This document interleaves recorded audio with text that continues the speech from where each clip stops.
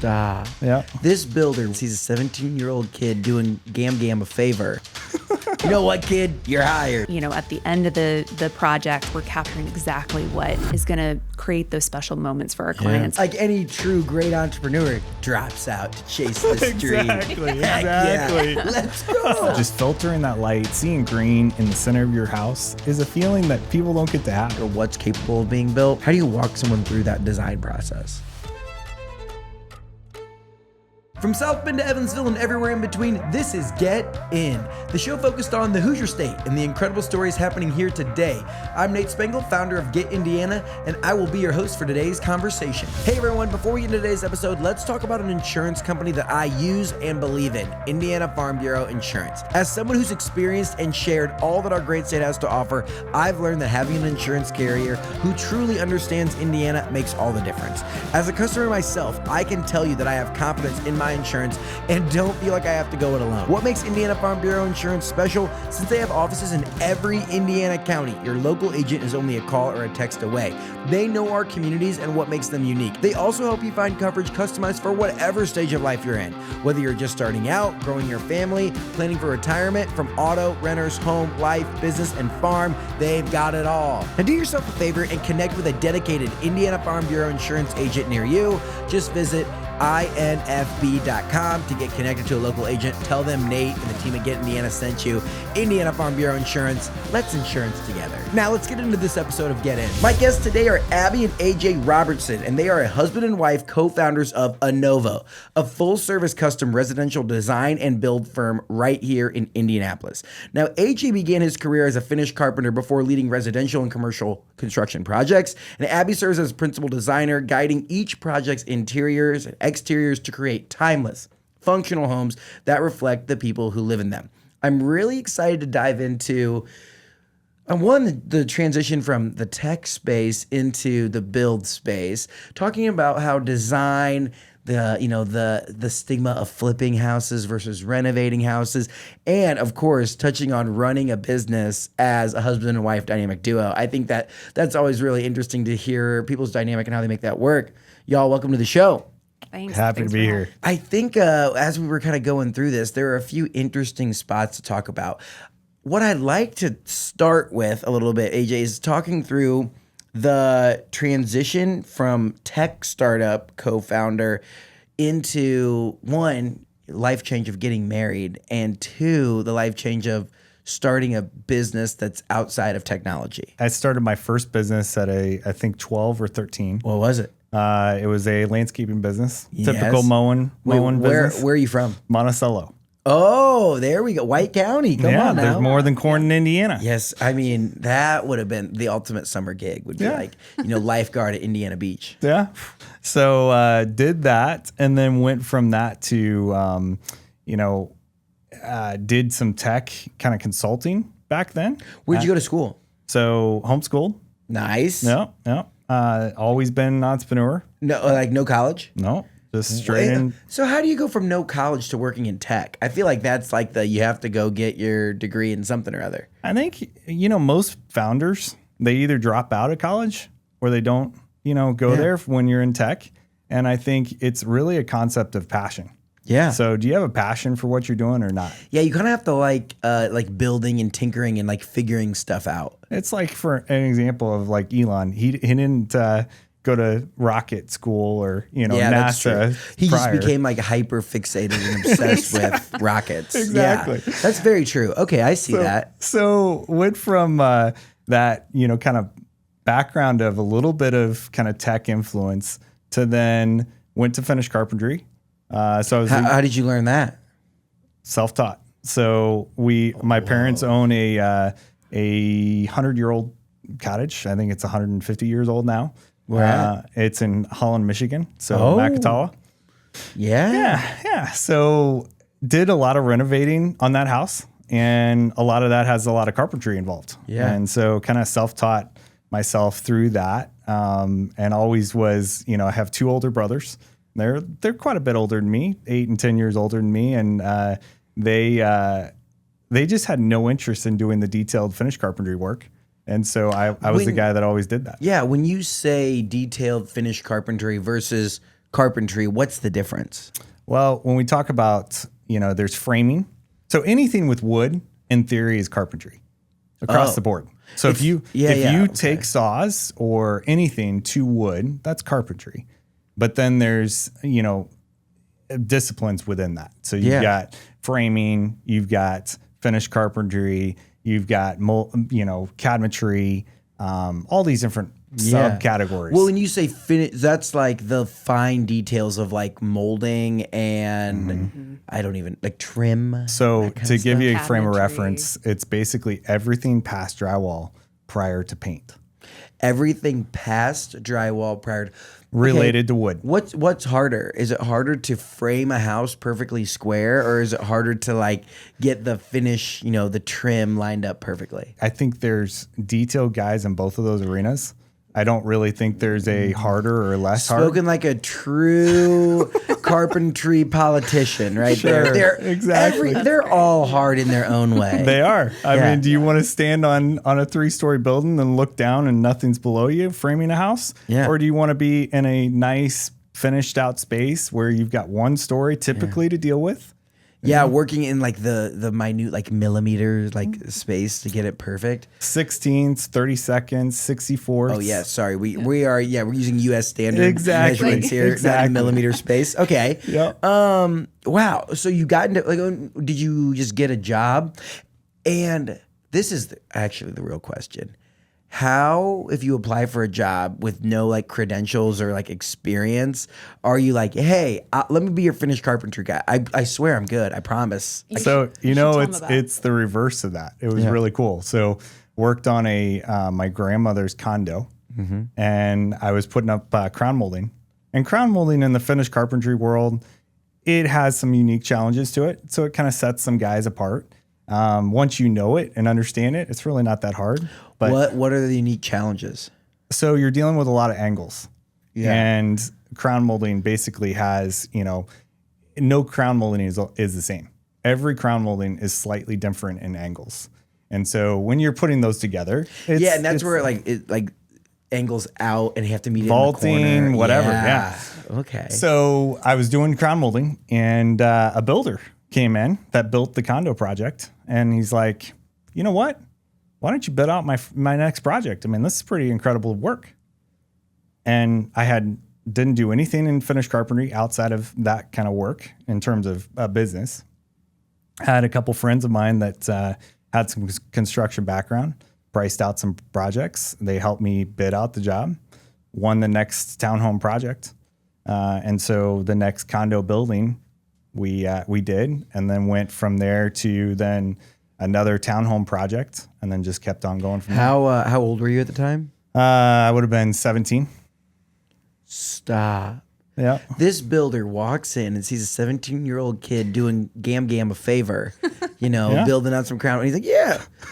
You know what, kid? You're hired. Well- that guy must have seen just opportunity as like, this kid he does good work and he's not going to give me a high price. It was crazy. I learned a lot of stuff that I had no clue. Like I remember doing our first cabinetry job, and it's a whole nother world beyond finished carpentry. And it's just, you keep learning. Yeah. So it was drinking out of a fire hose. So really fun backstory here. Yeah. Our families actually grew up very closely, Oh. close to each other. We actually have known each other ever since we were little kids. So this job he's talking about, my oldest brother he enlisted my oldest brother's help on that project. Oh, wow. So yeah, that was just kind of a crazy backstory behind all Yeah. that. So- Wow. Okay, wait. So you guys have known each other forever. When did you start dating / get married? That is a cool story. All right. I love a cool story. So I think we always had a secret crush between the two of us. Yeah. Very early on. But I grew up in a home where you don't really kind of share that until you're really ready to get married. So you don't really date anyone. You don't even imply that. You don't go towards that route until you're ready to take care of that girl. Yeah. So my feelings were kept very, hidden. Yes. We at the same time, it wasn't that prominent. So it's not like, oh, this is going to be the girl I'm going to marry since I was, 10 or something. It was just, hey, she's a nice girl. So then we went to the tech business, and I am a firm believer if you've got character and you've got work ethic, you can, which those kind of are the same thing similarly, but primarily if you got good character, you can do anything in this world. And so I knew Abby was that type of person. And so then hired her in the tech business. And at that point, I had no ulterior motives. No ulterior motives. And then we worked together for, I think, 3 years there. Yeah, I think so. And then 6 months before, 8 months before leaving that company, the tech business, I just had this thought that, man, there's no way I can live without this girl. Like I took a couple trips away, and every trip, specifically the longer ones, were just like, wow, I got to figure out some way of getting her involvement on something. So I've got to come up with an excuse to talk to her about something business related so that I would have an excuse to talk to her. Yeah. And so I told my mom, hey, this is the girl I'm going to marry, Lord willing. And so asked her dad, and 6 months later, of course, asked her. And I think she was on board with that. It was just, one of those like snatch and grab kind of situations. I think she was on board. Yeah. And so 6 months later, we got married. We had kind of been like hanging out more outside of work by that point. And anyway, so take me through your rendition of this. So like, obviously you were like, don't show anything, keep it. And then obviously you're, making the hiring choice based on character, of course. Equal opportunity. Yeah, absolutely. Of course. But in the back of your head, take me through like the beginning and catch us up to today. Genuinely, we joke about no ulterior motives, but genuinely that wasn't a part of it for either of us at all. Did you have a crush on him when you were kids? Well, I mean, I don't like to tell him about it now because, he'll get a big head about it. Yeah, of course. But definitely that was like our families were really good friends growing up. And so he was always, the cool, like he was friends with my older brothers and he was like the cool older kid that, of course I had a crush on him.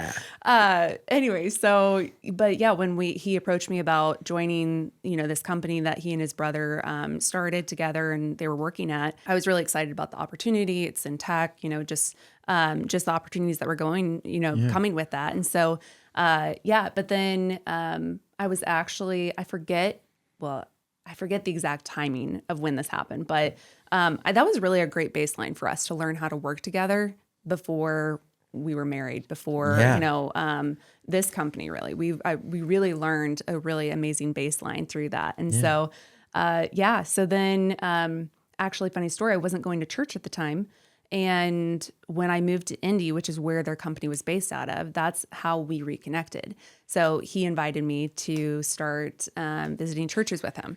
And so we were still working together. There was no relationship. Yeah. But that's really what kind of started kicking that off outside of work and us spending more time together. And then all of a sudden he's on business trips. And then all of a somewhere sudden, else I know. I really need to, talk about XYZ design thing when we get back. Like, No. At the time, it was all about tech. Yeah. So let's talk. I got to figure out, can we start a conversation with this company or whatever? Yeah. Well, because what was your background in, Abby? So my background was really communications. That's actually what I went to school for. Like you went to school or taught yourself? Like actual school? So I went to school, but I'm actually not a graduate. Yeah. So we're both more self-starters. Yeah. We're willing to just dive in and like learn on the go. Yeah. And so that was my background. Where were you going to school? Pensacola Christian College. Oh, Pensacola? Yes, like I know. Florida? Yeah. Crazy. Well, like any true great entrepreneur drops out to chase the dream. Exactly. Yeah. Let's go. So I don't, kind of mixed beginnings, I guess. But for us then when our relationship started developing, by that point we kind of knew, okay, there's, us staying at Yikes, AJ, continuing to, grow that company. It didn't really have legs at that point. And what was Yikes? Just like a quick 10,000 foot flyover? So it was basically access to your hotel room with your phone, but imagine it in your pocket. And you just walk up, touch the handle and go in. You never have to hit the front desk. So today, again, this is like obvious stuff. Well, yeah, I would expect that to happen, but this was created back prior to the iPhone. So Like, wait, what year was this? Like, what year were 2007, 8 was when we started. Yeah.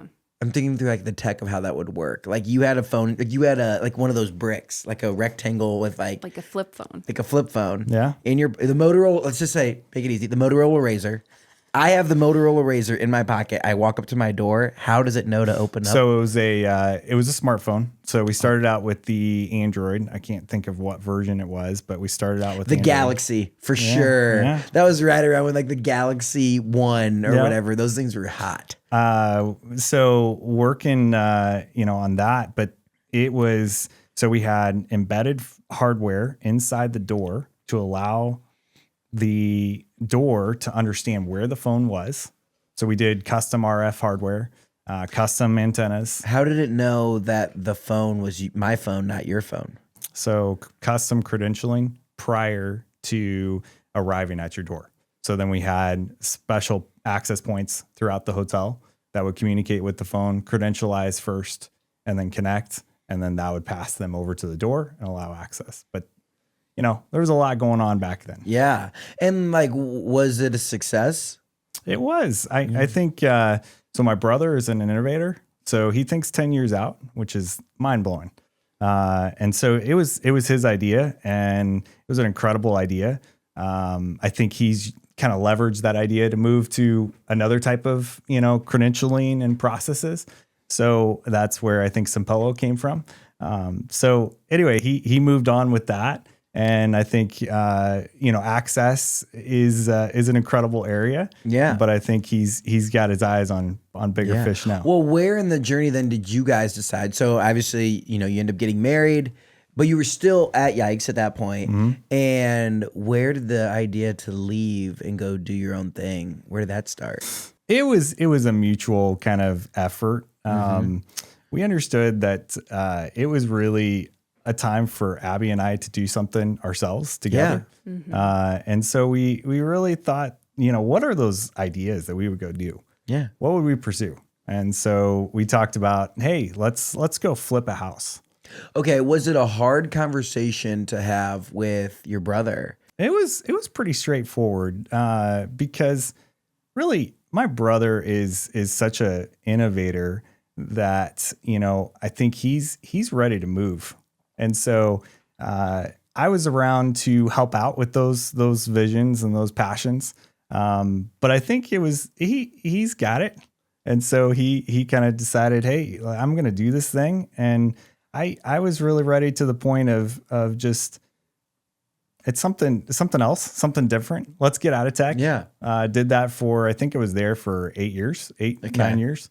And so just ready for a change. So this is, if you said 2007, 8 timeframe to, I believe you guys ended up founding aaNovo in 2016. Yes, sir. So when did you leave Yikes? Same year. Same year. Okay. Yeah. And you decided to go out and flip a house. Yeah. Which is an interesting place to go because it's capital intensive. And it doesn't make any money until the end of, like, the house has to sell.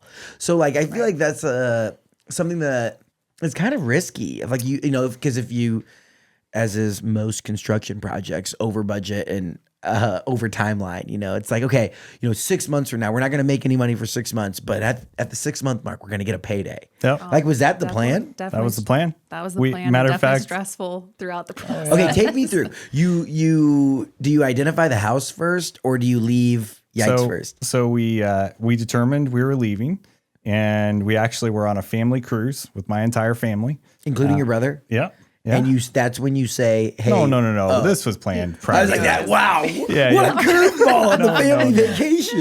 No. Will you meet me on the upper deck pool at 3 p.m. for a discussion? Ben and I, he's my brother. We were ready to kind of have a little bit of a, separation on that front. And so we, on that cruise, we got approved for the loan for a project, but it wasn't tied to a project. Okay. It was just a private, kind of loan. How does the financing side of that work? Let's say there's young, aspiring entrepreneurs out there that are like, well, I'd love to do it. Right now it might be a tough time because money's a little expensive. Yeah. But if they're like, okay, in the future when rates, level out a little bit, I want to do a home renovation and flip.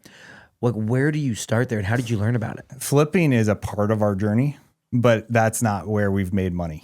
So flipping it's an area that you really have to be shrewd in your timing, what you do to the project, and making sure you're keeping your eye on the ball in terms of the return. And a little bit of it, I think those deals are made in the beginning. Like if you get a good house, for sure, versus if you get a tough house and you're just like at one step out because fixing the roof doesn't add any extra value. I think it's also a game of multiples. So if there's for sure it's won and lost when you buy the property. That's for sure. But I think it's also you kind of plan just like investments. You plan on a few of them going south and a few of them making it big.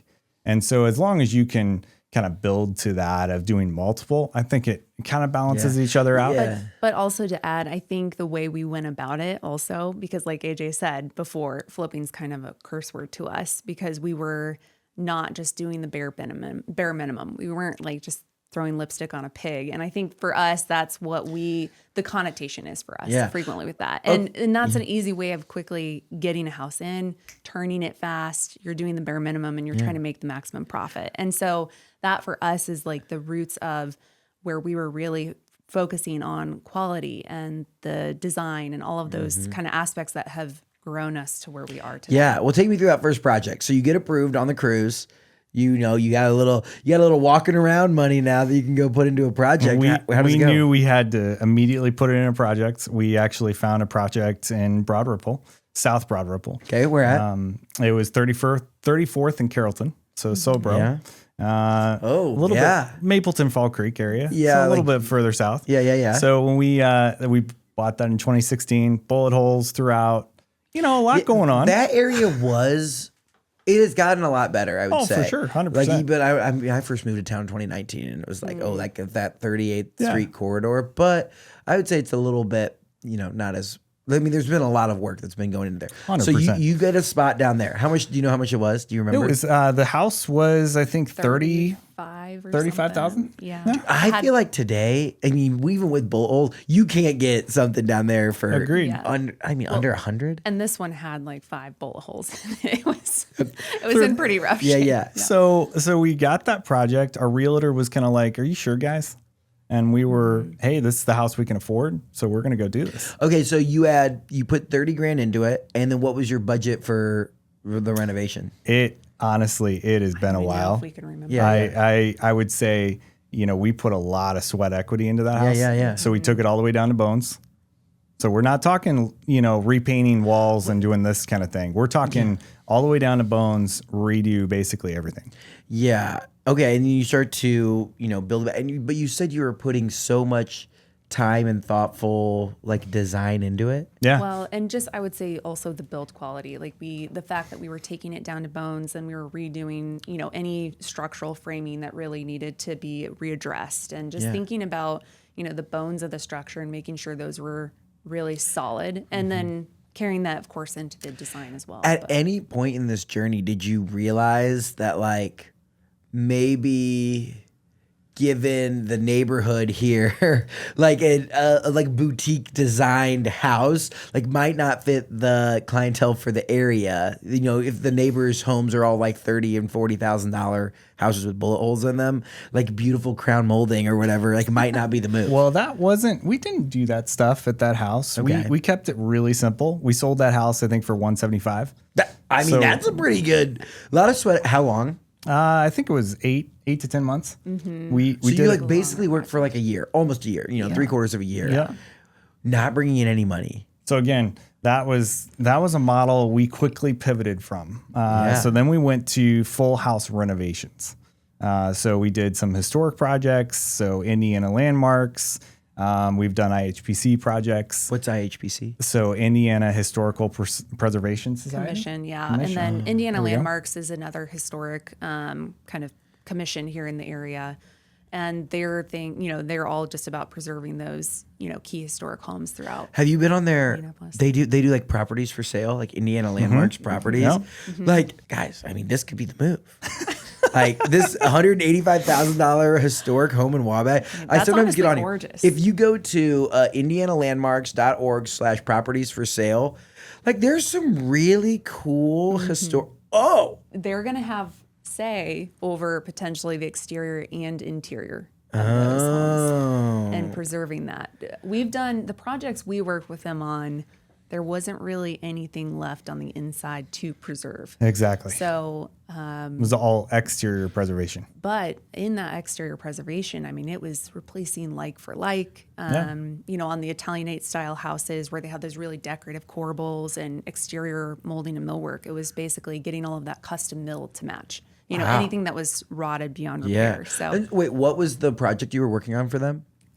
We've done a few. Yeah, Yeah. we've done a few. There was actually one here in college. Yeah. And that was a little 4-square house. So, just they're very simple, like kind of little boxy shape. Yeah. Really cute. And so we did that one. And then we did an Italianate, which is those, it's the one that you just had pulled up. Oh, okay. That's a classic Italianate style. Italian eight. And so you see all those corbel details on there. The one that we worked on, oh my goodness. I mean, it looked like a haunted house. We probably could have sold tickets and made a lot over Halloween at that one. But yeah, anyways, it's a really neat process of working with them. And How did restoring you it. find that? Well, one, I want to say right now, if you go on indianalandmarks.org/properties for sale, you could buy Flatwood School number 9, just the house, just the schoolhouse, $3,000. So if you want to own a historic, like it's kind of rough, but Kind of rough. but you don't get the property that it's sitting on. You just get the building. So if you have, I don't know, if you've ever wanted an old historic schoolhouse, $3,000. I'm sure maybe you give them an OBO, like hey, we'll give you 1.5. Exactly. How did you guys find out that Indiana Landmarks was doing projects and that because that's like a pretty big jump, I would say, to go from flipping a house to then doing that kind of work. Yeah, it's not that far because we really had a couple properties that we bought back to back together, and one of them had Indiana Landmarks covenants. Oh, And so once we learned about the covenants, how does that work? So basically, I'll give you a really high level understanding, and I don't even think I fully get it. But Indiana Landmarks goes around and hand selects projects that they believe have intrinsic historic value to them, and it's really tied to specific details, tied to specific architecture. The time period. The time period, those kinds of things. So I have a really high level view here, but they basically work out a deal with the property owner to put covenants on the project, and those covenants never get removed. So they are for the lifespan of that house. It's associated with the deed, isn't it? In like the transfer of that. Yeah. something So like that? they're set up in a way so that then they can preserve that specific value of that home. Yeah. And so whoever owns that house has to maintain whatever that value is. So, in that case of the Italianate that we did, it was very much the exterior. So all the exterior details had to be like for like copied to the original house. And so we did that. And That's kind of cool. it is. It is. Okay, I found that I'm on Indiana. We're going to take a brief side tour just into Indiana Landmarks because this is fascinating to me. Do you guys want to know the top 10 most endangered places in Indiana right now? Like the places Let's hear that 'em. they are the places we could lose unless we act. These are the top 10 spots. Okay, coming in at number 10 is the Mineral Springs Hotel in Paoli. It looks sick. The Mineral Springs Hotel is one of the most architecturally distinctive buildings on Paoli's Courthouse Square, but it's vacant and open to the elements. And unless we act, oh my.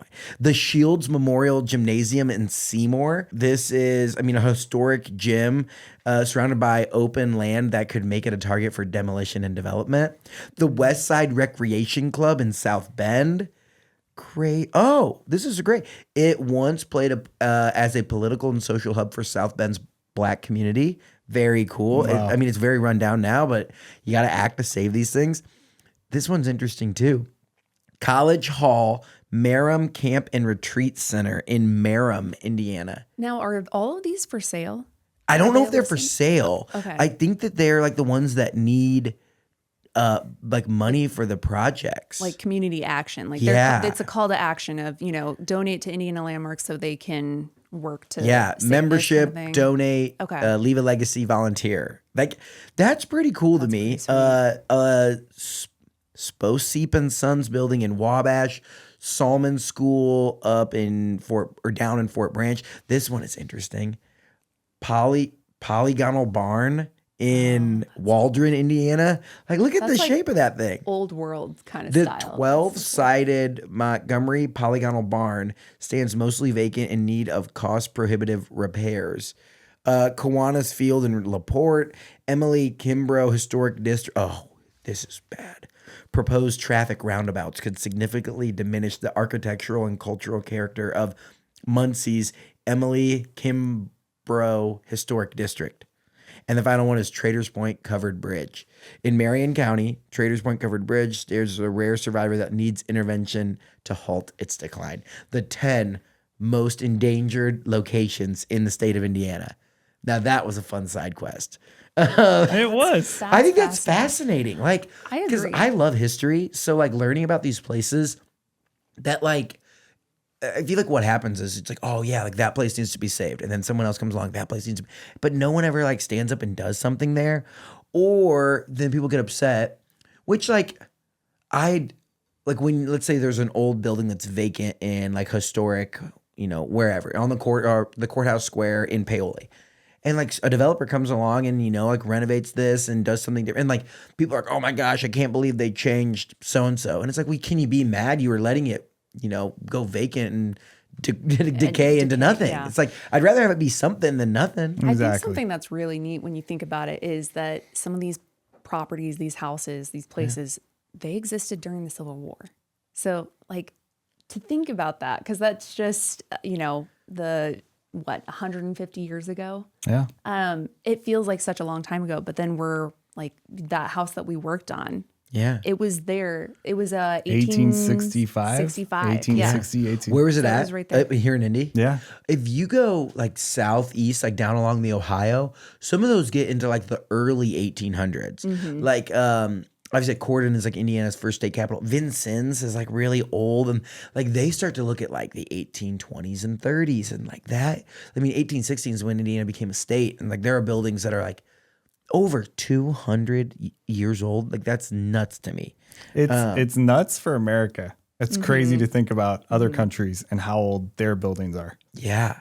Wild. So where along this journey did you really start to lean into like upscale a little bit? Like really with a focus on quality and design versus like, hey, when you're first getting it, you got to like figure out how to make some money. It's like turn over these projects. You got 8 months to maximize profit. Go. I think the first project, quality was always there. Yeah. So I don't think we ever deviated from that. We did very simplistic design to try to keep the costs down.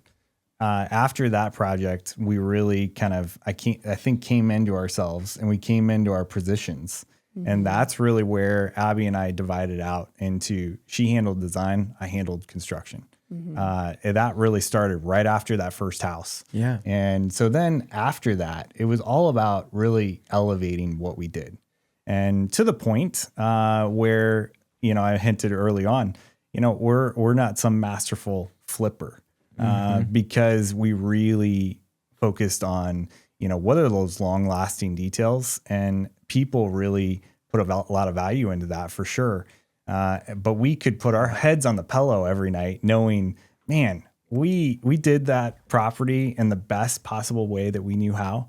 And really restored value to that neighborhood, restored value to that specific property, and then could turn it over to its new homeowners. I think it was really just like every project, it was how can we get better at this next project? And I feel like it was just a building block. Kind of each project was a building block for the next one, and each one just became a little higher and higher end. And we've been downtown for 9 years. And then started really doing more renovations and new builds on the north side. as we felt like we were just kind of scaling those up, doing more luxury level projects and finishes and all around. And but I think that passion for quality has always been there from the start. It was just, each project was a building block. Would you rather restore something that's like historic and old and maybe challenging, or bring a vision from nothing into something brand new in a new build? Well, I think, I'll touch at least on the design side. AJ, I'll have to speak to the build side, but I think there's absolutely a beauty in some of these, like those historic properties, some of those that you were just showing earlier. Mm-hmm. There's so much beauty in the history and the character of them. Then you just have old houses that they're old bones, but there's not like really unique architectural details to them. Like, what do you mean by that? Like, give me an example. Because I like struggle, like, some people are like, oh yeah, like, can you perceive this beauty of architecture? And I'm kind of like, it looks like a building, like I don't really know what makes it character. Yeah. What gives it good bones? Well, great question. I guess maybe this is really a personal preference thing. So like the Italianate, that's such a classic building style. And it's, there's this beauty in all of these details and the corbels and the roof lines. It's just what so is a corbel? Corbel, great question. So it's basically like this detailed bracket, for lack of a better word. It's like this, if you look at the roof line of of a home and you see like this detailed kind of at the corner or, underneath those eaves. Yeah. And it looks like a detailed bracket, basically wood or, trim material. That's a corbel. Oh. So, they're very, just very historic detail. And you see them a lot on Italianates up along the roof line, under the eave there. And so those are some of the details there that I think just really stand out on some of those historic projects. And then you have, honestly, some of these little worker cottages, because those are the ones that I would say a lot of the time there wasn't as much unique detail going into them. And they're just more basic little A-frame homes. And there's just not, they're just a little bit more simple. But in that, and, I might make some people upset, but I think there's some beauty in those. But architecturally, they're not necessarily as elaborate. There's not as much detail there. Yeah. The beauty in those is really just that they're historic. They've been around for a long time. I know that makes sense, but I got you. So I think on the design side, I think it's amazing being able to, pull from something that was and, figuring out how to restore that and play with that. Yeah. Love that. But I have to say, I think being able to take nothing and create something out of nothing is by far top choice. Wow. So. Okay. On the build side. So you can learn so much about old construction through these old projects. Like the amount of just the concept. So I'm a big building science guy. So what that means is how do we create, really healthy buildings and then healthy for the people living there. So it's kind of a multi-threaded health focus. What do you mean by a healthy building? So what that means is how do we make those materials thrive through the lifespan of that building? Of course, you've got to maintain a building. So maintenance is critical to any building, no matter what. But making how you put that assembly together last in a long period of time is a critical thing that we focus on. And so that really allows the building to keep its, we talk about rot, you talk about mold, you talk about airflow, all these different things. Those are things that are toxic to buildings. Yeah. So water, bulk water from our roofs, if we don't manage that correctly, man, you've got massive failures very quickly. You can cause a building to not last in a new construction mentality. A building can fail within 5 years if you got bulk water. So, that's, from the roof. So that's kind of ABC stuff, right? Yeah. We got to keep that away. That's critical. But all these other things are kind of add-ons to that. So, I think what Abby said there, you can create a really magical home when you can set all the parameters in place. So you can control that from groundbreaking all the way through to handing over the keys. Versus when you're in a renovation, you really have to be respectful of the previous way it was built And you can't just come in and use new building methodologies necessarily and just move it immediately. You've got to be respectful of that. Otherwise, the building doesn't perform the same way it did. So an example of this would be insulation. So back when, a house was built in the 1800s, there was zero insulation. You had plaster, you had lath, and you had framing, and that was it. And then siding. You didn't have insulation. So these houses would be able to take on a lot of water and then re-dry back out very quickly, and it would never compromise the building and never create bad situations. But in a new world, that's not energy efficient. It's not comfortable to live in because there's a lot of air moving all the time.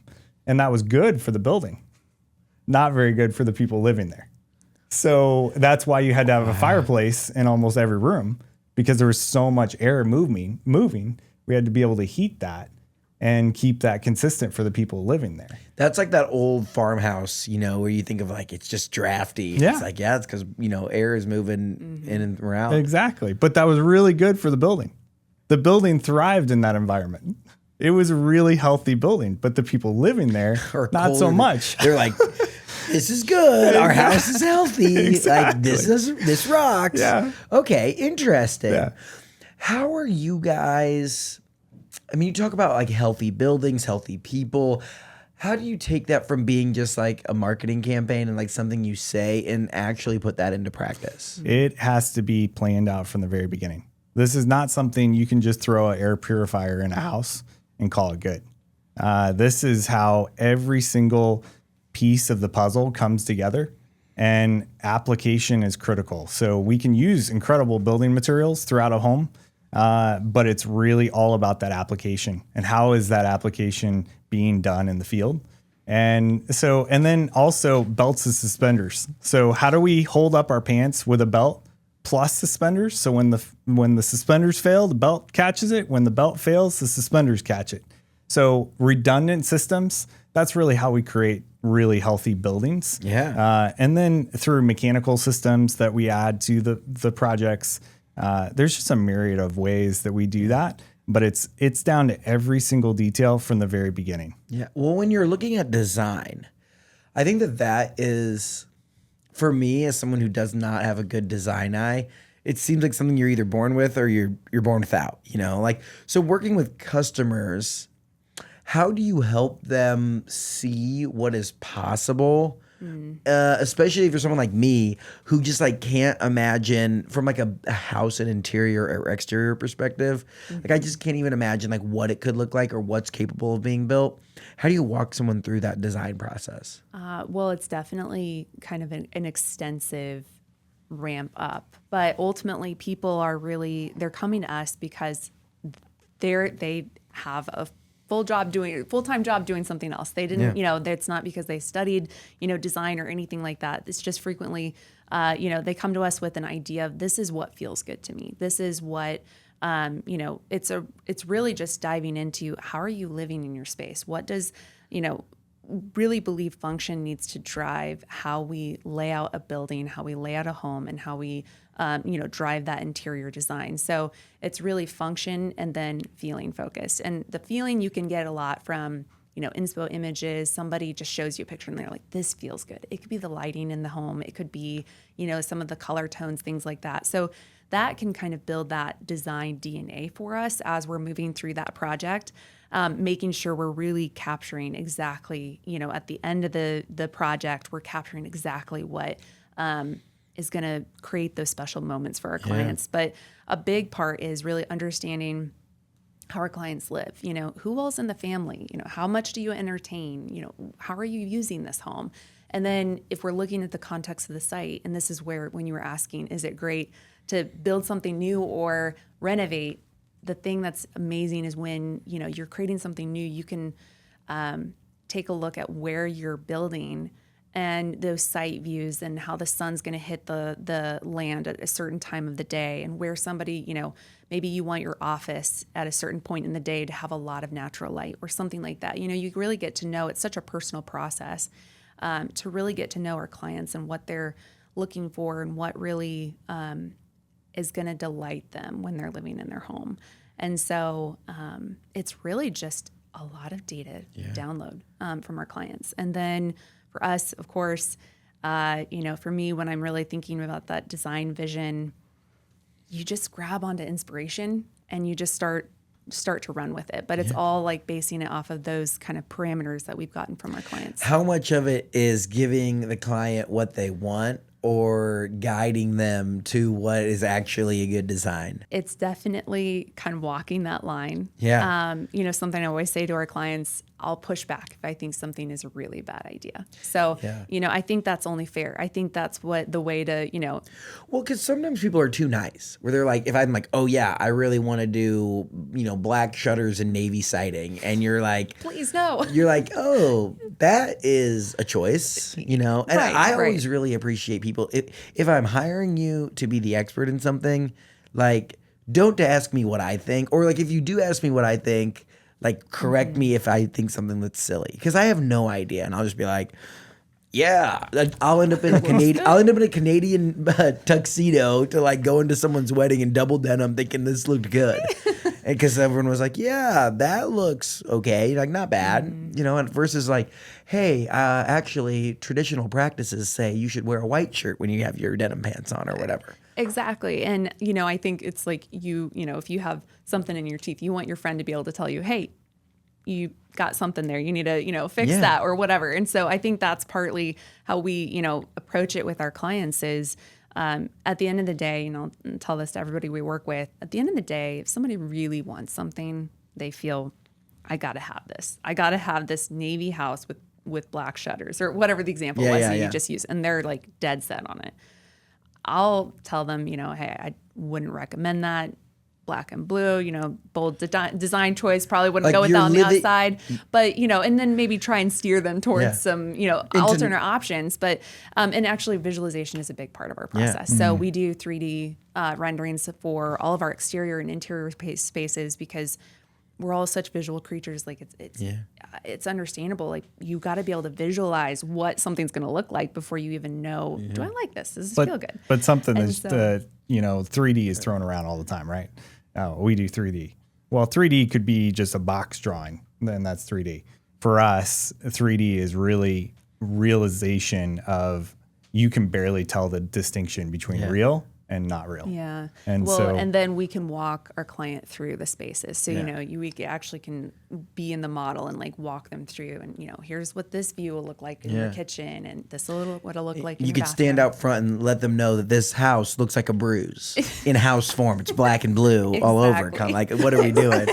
And then we say, if you want to go, we can do it. But if you're cruising for a bruising, this is your house. Has AI helped with the modeling piece of like, you could go through and design this whole thing and help it come to life? So there's aspects of that. So Midjourney is actually really neat for the ideation process, the conceptualization. So much you can do with that. You can definitely create renders. There's a lot of different things out there that you can do. I think the thing is, at least for us, we want our renderings to be as realistic as possible. Yeah. So, the scale, the materials, all of those things and AI hasn't quite gotten to that level where, it's always kind of modifying something or it's always kind of like your window is shifted over a little bit. It's like guys will probably know the feeling. It's like if your significant other starts to like cruise on Midjourney, uploading your Zillow photos and like sending you back over, like we could do this like artsy deck out front. And I'm just like in my head thinking like, well, that's $50,000 and we're never going to get back. Like, oh yeah, we can move the staircase over here. And I'm like, say what? Yeah. And that's such a key part that I think, there's so many amazing homes that have been designed and they've never been built. And it's because, it's walking that line of, being responsible with what somebody, stewarding somebody's resources well. Like this is how much they want to put in this project. They want this certain end result. How are we going to get from point A to B in a house that's like beautiful, aesthetic, functions for them, and is well built? Yeah. How are we getting A on our B budget? Because everyone, I would say for the most part, it's like, you dream a little bit bigger than what your checkbook allows. And it's like trying to like not crush their dreams and be like, oh, well, all you can afford is D. But it's like, how do you get some of, those things and put it all together, designed well premium feel. But yeah, it's like That is affordable. That's a critical piece of our business. So day one, we're sitting down with the client, trying to understand where their desired budget is. Yeah. And once we figure that out, we can backfill everything to that. Yeah. And we'll also be very transparent with them. Day one, hey, you wanted that gold-plated spiral staircase? That's not in the budget. We're not going to be able to get that. The house is going to look exactly the same. It'll just have your staircase in it. Versus the alternate is, let's design your wildest dreams. Let's get it on paper. Let's get you bought into it. And then we'll figure out if we can make the numbers work or not. And crush your dreams. Kind of. Which is kind of a sales process that I feel like, and this isn't just homes, but like it's like you go to the car dealership and all of a sudden you're looking at a 2027 Dodge Charger and you came in for like a Chrysler 300, like you're looking for your first used car for like your kid, and all of a sudden you're like, yeah, I could see myself behind the wheel of this this like $120,000 big rig. It's like, what are we doing? Until here? the credit card bounces. You spent 3 hours in the showroom just looking at the thing that you're never going to drive home with. Yeah, and you're like, wait, you go, sweetheart, we have got to get this deal. They're like, zero closing costs if we buy this weekend. Like great financing, and all of a sudden you're like, out over your skis on that. Exactly. I do think starting with the number in mind makes sense and working from there. And those are conversations where we'll lose clients right then. Mm-hmm. But we'd rather lose them then than go through months of design and then lose them then. Yeah, absolutely. And that's wasting really their time and our time in that process. We really want to work on projects that we can take start to finish. Yeah. Are there any projects that you think of off the top of your head that are just like the coolest things you guys have done? Well, we've got a signature project we just finished up. It's actually in Chatham Hills. Oh, It was a show home that we did for Home-a-rama. So I don't know if you're familiar with Home-a-rama. give us the I've heard of it, but I don't know. Home-a-rama is basically some of the top luxury custom builders that all team up and put on a street of homes that you can come and tour. So the wine wall is an excellent touch. Yeah. I'm not okay. Go on the aaNovo website to the portfolio and then the Grange. Holy smokes. This thing is crazy. Well, so that, It has one of those pools with the floor. Yes, That's the tress pool. That's an Indiana company. It Are they is. in Zionsville? They are. Yeah. Phenomenal company. Where like it can Really be like cool. 2 feet or it can be like no feet. It could be set 2 it- inches. It could be 5 feet. It has Yeah. swim jets in there. You It's could a use hot it as tub all year splash- round. Splash pad if you have grandkids or kids, little, what are those called? Fountain things. Yeah. Who's the photographer that did this? Because also spectacular shots. Sarah Shields. Sarah Shields Photography. She is phenomenal. We've had the pleasure of working with her for many years now. She's actually, it's phenomenal. Her work is phenomenal. She ends up traveling all around the country. Has this house sold? It isn't. It's available. This is Nate, you can move in tomorrow. If this video gets 1 billion views, maybe we could afford the Grange. This is sick. I think the standout feature of that house was the courtyard that we put in the middle of the house. So there's, the desire was to really create this indoor-outdoor space feel that was completely private because it's right on off of the golf course there. So it's looking down hole 16. And we really just wanted to create this moment that somebody could, pull the draperies and then just have this private outdoor moment in the middle of the house, and then kind of created a debacle. It had this kind of crazy idea of like, why don't we put a tree in the middle of the house? And so in this courtyard that's in the middle of the house. And so that created some interesting challenges for the build side, which, Did you get a tree in the middle? We did. we did. You'll see it in the pictures. So what's cool about this tree is it filters the light. It creates warmth and nature tied into the center of the house. Yeah. And so you can, yep, exactly. Yeah. Obviously it needs to grow a little bit. But once it's, at its full size, it'll be amazing of just filtering that light, seeing green in the center of your house is a feeling that people don't get to have. And so it's a special moment. And then tie that with the architecture and all of the windows that surround that. So the entire second story surrounds into that. The entire first story surrounds into that. So it's kind of the focal point of the house. I mean, that is a crazy house. That's super cool. Thanks. We're excited to do it. How long did it take to design that? 16 months, I think, from beginning to end. So Is I that think, is that a very quick turnaround or? well, very considering quick? that's very quick for especially a house of that scale. So design time before we started breaking ground, I think was like 3 months, which is crazy fast. So Wow. it turned into one of those projects because it was the home show. So we had this deadline. You either hit it or you're not in the show. It's so I love the term unmovable deadline. There's no one you can call. It's either you make it or you don't. Mm-hmm. You know, so How long before the deadline did you guys get it finished? we got it finished right on time. There you go. Great answer. It was ready to go. Exactly. Hey, that's what you say. You either make it or you don't. We made it. Exactly.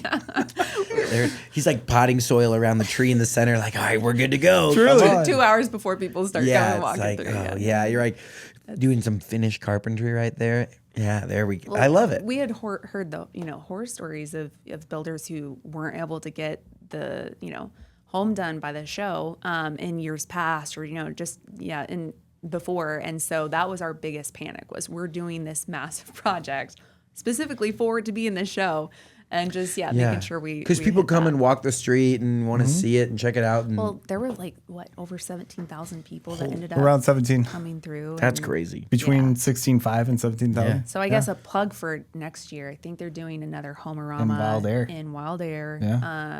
Yeah. Where's Wild Air? So it's in Zionsville. Oh, all right. Yeah. It's a really cool little neighborhood. When you guys look at architecture across, Indianapolis and central Indiana, where are some of your favorite spots? Like what neighborhoods or parts of town just have really unique, distinct architecture? Really love, Old North Side downtown in terms of, architectural character here in Indy. Yeah, why do you think that is? Like, why does the Old North Side have those like big, old school homes? It was where the wealthy built their homes back, when It was like the Carmel of it was Indiana Carmel, or Indianapolis yeah. before Yeah. Carmel existed. they were basically estate homes back then. And like, I wonder why. Wait, estate home? What does that mean? Well, so estate home more just, it's somebody who has a lot, very wealthy. They're passing it down to their, children potentially. I think that's super cool. And like, Broad Ripple has really like the Broad Ripple bungalow is like the local term up here. Yep. And it's like they're very small. I actually heard a story back in the day. People from Indianapolis used to summer in Broad Ripple. Like, oh yeah, we're going up to our summer home in Broad Ripple. Like when it took you like a few hours via horse and carriage to get here. That's fascinating. Yeah, I'd love to know more They about used that. to again, don't quote me on this, but I did hear that the Indianapolis wealthy from downtown used to summer in Broad Ripple That's a crazy. in a little bungalow. in a bungalow. Yeah, I do. I'm always intrigued by that, by like why areas have architecture. Like why does the Old North Side have these bigger historic homes? Why are the houses so small in Broad Ripple? Why, if you get over into like, is it the Holy Cross neighborhood where all the fountains are? Like what's the neighborhood on the northeast side of downtown that has like all the fountains? Like that place is cool. Fountain Square. Well, that's the south. Yeah. You're talking about Woodruff Place? Is that Woodruff Place? Yeah, they have like all the roundabout type Yes. fountains in the center of the road. Just north of Holy Cross is Woodruff. Yeah, that's so cool. Like, Yeah. I just find like neighborhood history very interesting. Yeah. There's actually a neighborhood that we've spent quite a bit of our career in. Springdale. It's Springdale. And it's just to the east of Woodruff. Bottle Works and kind of all that area. And it's just an incredible little cozy neighborhood over there. What's like the cross? 10th and Brookside. Yeah. Okay. Brookside would be an angle street. Okay. Oh, is Mass Ave like the north west? Yeah, is that like where like the Circle City Industrial Complex? Or I think they have a new name for it And now. Boulder but is over yeah. there. Okay, I'm following. 10th. Yeah. Wow. Okay. Yeah. But Yeah, this area, and it's like there's still obviously like putting investment and like working on. sure. It's like Arsenal Tech near there. It is just south. Yeah. Okay, I'm following. Yep. You got how many different properties and projects have you done in there? We've had always a house or two in there since our beginning. Yeah. Very, very close to our beginning. So couldn't put a number on it. How do you identify like projects to take on? Well, so now it's client focused. So we really don't take on projects that aren't for a specific client at this point. Yeah, like someone comes to you and wants you to renovate their yeah, okay. But our history has been a lot about location, and then about what is the intrinsic kind of characteristics of that house. Yeah. So I think when Abby looks at the house, it's got to have some character to it. We don't want to ideally take on just a house that's a box. Yeah. Like to have some value to it. This next question is brought to you by our friends at JC Hart. They're a leader in creating enjoyable living experiences at apartment communities all across Indiana and beyond. Check them out at homeisjchart.com. Very fitting, obviously, we're talking about design and building homes. Yeah. My question for y'all, why do you call Indiana home? Abby and I had the pleasure of growing up in two kind of smaller cities, so Monticello, Delphi. Oh, the Oracles. Exactly. There we go. Abby was a country girl. Her family always would call our family the City Slickers because we lived in the booming metropolis of Monticello. So we've just always been Hoosiers, and I think it's in our DNA. And so we pivoted to Indianapolis, and ever since then, it's the cozy small town. That's larger, but it's still small. What we have here, though. Yeah. Yeah. Just love the community, love the people here. It's a big small town. Exactly. Absolutely. Okay, a couple rapid fire questions here. What's the first thing you notice when you walk into a new home? You can really tell how much effort whoever built it put into the house very early on once you walk in. So you can just see the details popping out. Or remind me not to invite you over to dinner. It comes in and out all of a sudden. Yeah, back in 1946 when this was built, they didn't put a lot of effort. It's like, bro, come on now. Okay, what about from the design side? Oh man, I think the lighting of a home. How is the lighting? How is the light coming in? And then just the overall coordination of the color tones and materials used. I mean, it just immediately. Is it give you a warm, cozy feeling? Is it a little bit more of like a refined, not sterile, but refined, elevated? And I think it's just interesting to see everybody's taste come through uniquely in that. What is the easiest, like if you don't have a huge budget, but you want to level up your space a little bit, if we're talking like maybe a living room or a kitchen or anywhere, what are some tips you have to elevate your living space and your aesthetic on a not huge budget? Lighting and paint. Lighting and paint will always be the most cost effective. What do you mean by lighting? Like the light fixtures? Yes. Oh, yeah. I have a lot of those. I don't know if it's an industry term, but they call them the boob light. I don't you know. need to change those out. Yeah, just everyone says that. Yeah. They were cool a couple decades ago. Yeah. But I love how Abby's interchanging lighting. So most of the time when she's talking about lighting, she's actually talking about natural light. That's and true. Then that last Not question. always a lot you can do about that on a budget. Just cut out a window in your house. So when you're architecting a project, it's very much about placement of lighting, how much light, that kind of thing, from windows outside, bringing that light from the outside in. But her last point, definitely totally interior lighting. What's a light fixture that's in right now? A really minimal flush mount that has like an antique brassy tone on it, like brassy tones, antique bronze. But it'd be like flat, really like flush mount? Surface mount. Okay, so surface mount would be your wonderful lights that you have in your house. Those are all surface mounts. So if you just put a new surface mount in that doesn't have that dome shape to it anymore, exactly, there you go. That'll really elevate the space. But it's so dependent on, are you going a little bit more traditional edge? Or are you going a little bit more minimalistic and modern? A light fixture that I think is so underrated is a monopoint light. So like if you look, they're very European, minimal, modern, warm kind of vibe. Those type of things? Yes. You give me the look, but if you look at the Grange or the kitchen of the project that we just did, you'll see 3 of those. Those are actually in there. And it's a way of like, I wouldn't put them in a hallway necessarily. It's kind of, you got to use it sparingly, but it's a way of like, you can cast light. There's a little subtle detail there. And it just is meant to blend in the background a little bit more. But versus being like a focal point. Yeah. Okay. But again, each person's style is a little different. So, yeah. Do you have advice for couples that work together? I think finding your lane is a really big one. No, I totally Yeah. think that's the key to success. I think Abby and I see each other as fighting back to back in business, and we've got each other's backs. So I think if you have 100% the other person's back, that'll work well. And then, like Abby just said, having those separate lanes, because when you're in fighting back to back, you're very much handling your own set of things. You're not doing that together necessarily. And knowing each other's strengths. Like I know, For sure. you know, just knowing when to like let the other person speak to their strengths or act on that, and when to not. Coming to the end of the show, Wow. you like blink and all of a sudden you've been recording for 60 minutes. But we do have the same 3 questions that we ask every guest that comes on. First, what's something the world needs to know about Indiana? It is a place that has a little bit of everything, in my opinion.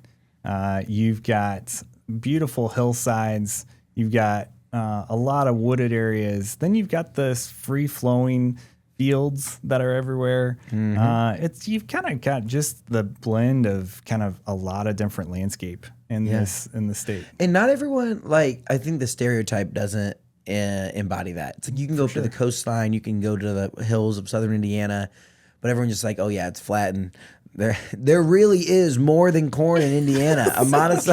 No words truer have ever been spoken. Exactly. Abby, what is something the world needs to know about Indiana? There's so many incredible creatives here in the Midwest. And specifically, you know, just even thinking on the design side and, you know, photographers and everything, that I feel like there can be a lot more focus given on West Coast, East Coast for, you know, people in that industry. But I think Indiana, like it's this culture of like excellence, but mixed in with humility of like, you know, we're not really seen a lot, maybe not as prominent focus. You know, there's a lot of like Architectural Digest articles on, you know, designers on the East or West Coast. And those are, or Nashville, Tennessee, you know, some of those areas that get a lot of that focus. But it's just amazing to see how much talent is around here.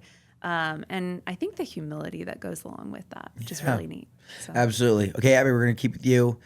This is your chance to enlighten us about a part of the state that more people need to be talking about. What is a hidden gem in Indiana? We love a place called the Jazz Kitchen.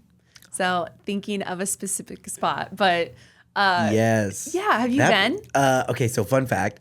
I didn't realize that it was like a sit-down ticketed thing. I thought it was like, oh, there's a show tonight and you can come and go whenever. Yeah. And so my first date with Lauren, I was like, okay, let's go get dinner at Root and Bone and then we'll go to Jazz Kitchen. Thinking like normal, you know, go get dinner, then go to a show.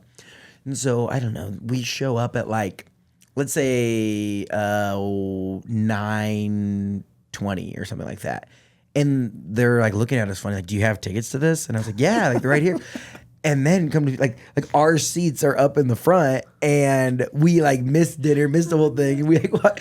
And I was like, we'll just sit back here by the bar because like it's a ticketed thing and it's dinner and the whole experience. Yeah. I had no idea. And then they played 10 minutes of music and it was over. And I was like, Oh no! but it was still fun. We ended up going to the Bulldog across the street, and we learned, that the Jazz Kitchen, if the show starts at 8, you got to be in your seat and be there early, and like it's a whole thing. That's a really good note. Yeah, and frequently, I mean, they pull in a lot of local artists and then artists from, you know, out of state, so that it's really neat. Like it's a focusing on kind of both of those sides, but at least the times we've gone, it's amazing to see. They're almost always sold out, and it's just a hit spot. And there's like, you know, they do some open dancing nights where they'll give you like salsa lessons and stuff. Like it's a total vibe. And I think that it's one of those spots where everyone's like, oh, you know what? I should go there one day. And it's like, just do it. Just like get up and go do it because it is cool. Yeah. It was a total vibe.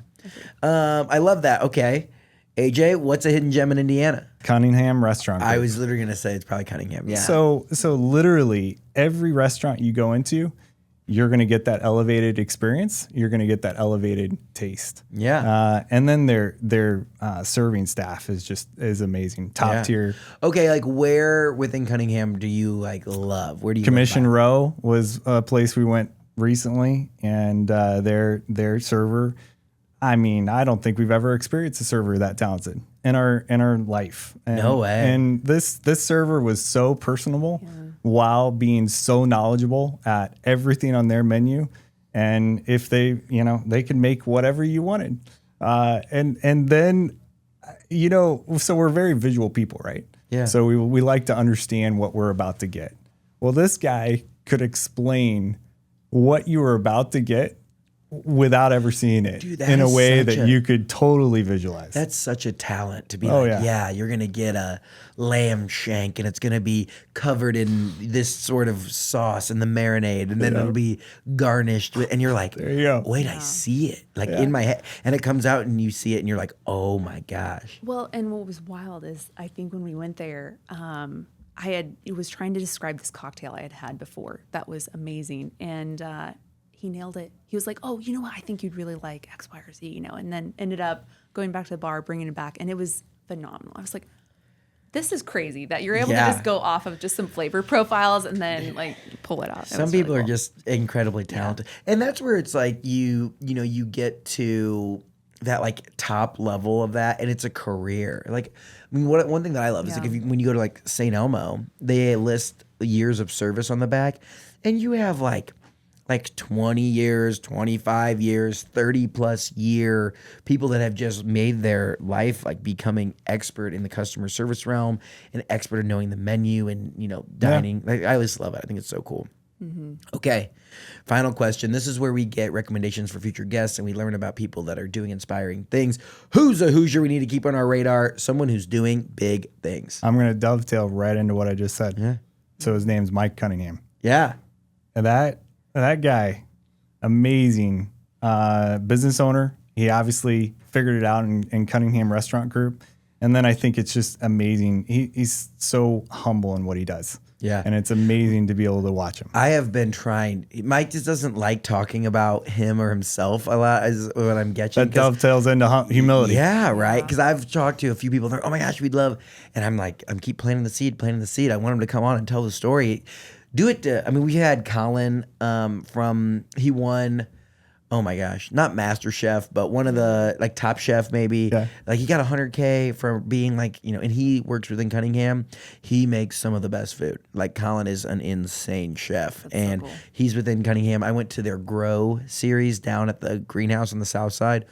Dude, they do good stuff for real. For sure. Mike, this is your standing invite. Come on the show, man. All right. Who's a Hoosier we need to keep on our radar? Someone who's doing big things. Referenced her before, Sarah Shields. We've worked with her quite a few times, but I think she's just, her name I think is going to keep getting out there more and more.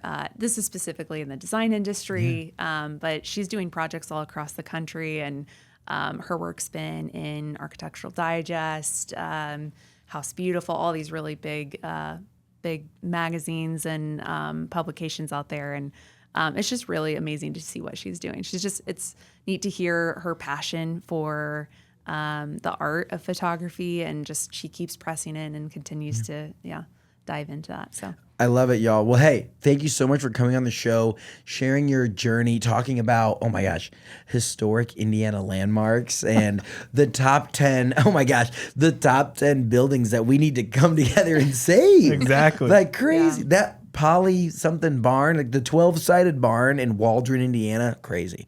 It was really cool getting to learn also about like design tips and ways to elevate our spaces, and just thinking through, I feel like, people's homes are largely like the biggest purchase that most people ever make. For sure. Mm-hmm. And so thinking about how you take care of that and how you can build a space that is healthy for the building, healthy for the person, healthy for just all the components going together there. I think it's so cool. So yeah, it was a pleasure learning more. If people want to learn more about you guys and aaNovo and all the things you're doing, how can they do that? aaNovo.com. Mm-hmm. So so AJ and Abbey, and then Novo stands for Renew, Restore in Latin. .com.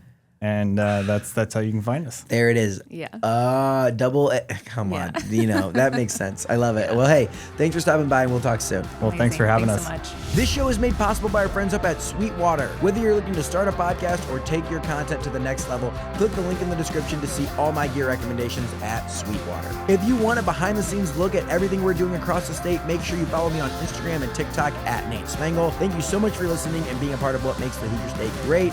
We'll see you next time here on Get In.